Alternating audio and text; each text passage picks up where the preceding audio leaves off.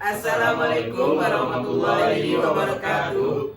Kami dari kelompok 2, pertama dan utama sekali saya mengucapkan puji dan syukur kepada Allah Subhanahu wa taala yang telah memberikan rahmat dan karunia-Nya sehingga kami bisa menyelesaikan tugas ini, tugas interaksi manusia dan komputer. Di sini saya Anissa Dionari Rotilah akan memperkenalkan anggota kelompok 2. Yang pertama ada Ibu Mulyati. Selanjutnya saya Pakerti, Muhammad Ridwan, dan juga Faisal Fajri. Di sini kami akan membahas tentang proses desain sistem. Apa itu proses desain sistem? Secara umum, desain sistem merupakan persiapan dari desain rinci dan mengidentifikasikan komponen-komponen sistem informasi yang akan didesain secara rinci.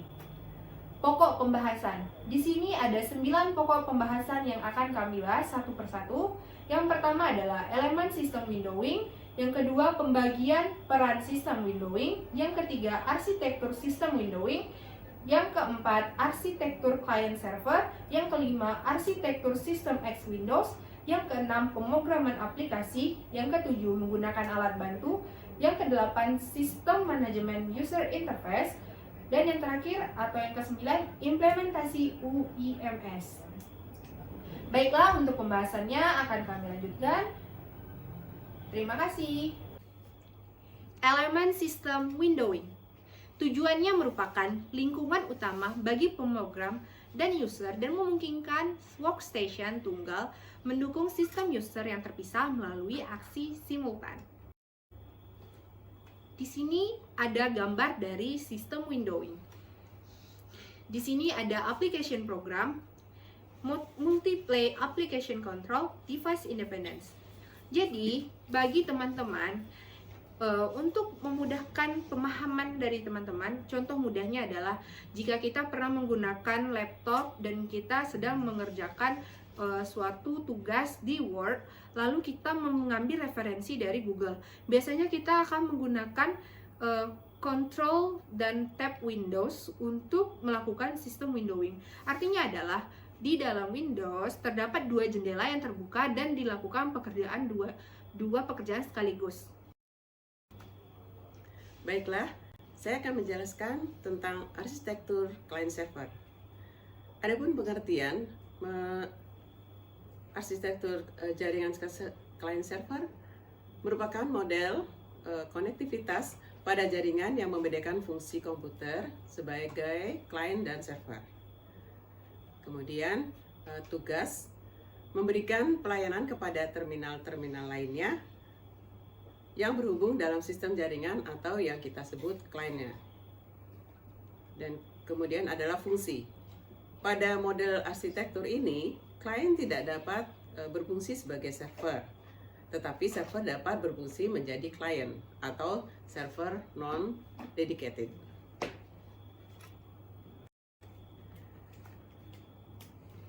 Berikutnya lingkungan database client server di internet. Yang pertama adalah dengan menggunakan LAN untuk mendukung jaringan PC. Kemudian masing-masing PC memiliki penyimpanan tersendiri.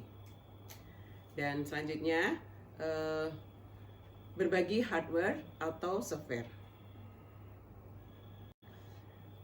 Berikutnya adalah sistem X Windows.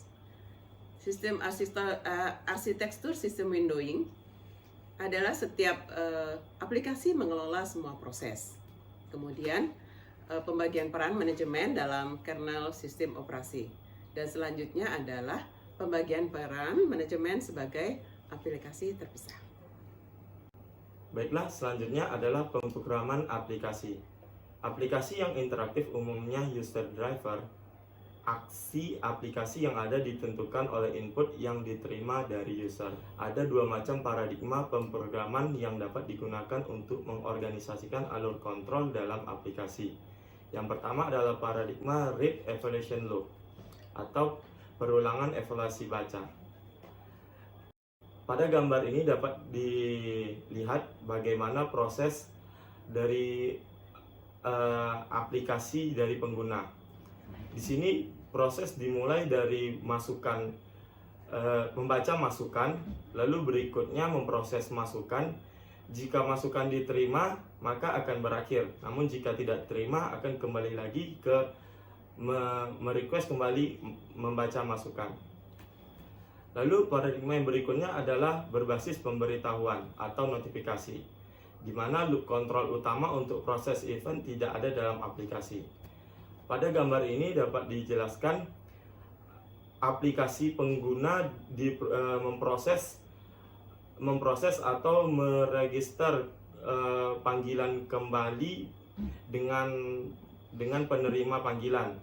Kemudian aplikasi memproses panggilan ke penerima panggilan. Lalu proses berikutnya, penerima panggilan mendapatkan proses masukan berupa panggilan kembali. Namun jika panggilan kembali tersebut tidak diterima, maka aplikasi akan mendapatkan notifikasi atau pemberitahuan bahwasan panggilan kembali tersebut tidak diterima. Namun jika panggilan kembali tersebut diterima, maka aplikasi akan mendapatkan panggilan kembali. Selanjutnya kita akan membahas tentang menggunakan alat bantu. Yang pertama ada interaksi objek. Input dan output pada hakikatnya saling terhubung. Yang kedua toolkits. Toolkits menyediakan level abstraksi, yaitu yang pertama pemrograman dengan interaksi objek atau teknik-teknik widget gadget. Yang kedua mempromosikan konsistensi dan generalisasi melalui look and feel atau lihat dan rasakan yang mirip. Yang ketiga dapat menerima pemrograman berbasis objek. Selanjutnya, sistem manajemen user interface, yaitu merupakan level terakhir dari tool pendukung pemrograman dan memungkinkan desainer dan pemrograman untuk mengontrol relasi objek presentasi dari toolkit dan semantik fungsional dalam aplikasi sebenarnya. Yang selanjutnya, implementasi UMS adalah model pengeditan adalah spesialis UMS berbasis tata bahasa. Mereka menyajikan semua interaksi sebagai presentasi langsung dari objek presentasi yang mendasari. Intinya, menggunakan tata bahasa pemrograman sebagai tata bahasa untuk GUI. Baiklah, sekian tadi pembahasan dari anggota kelompok kami. Di sini kita dapat menarik kesimpulan, desain sistem secara umum adalah untuk memberikan gambaran secara umum kepada user tentang sistem yang baru. Desain sistem secara umum merupakan persiapan dari desain perinci. Baiklah, segitu dari kami. Bila ada kesalahan kata, kami mohon maaf. Kita akhiri dengan wabillahi taufiq wal hidayah. Wassalamualaikum warahmatullahi wabarakatuh.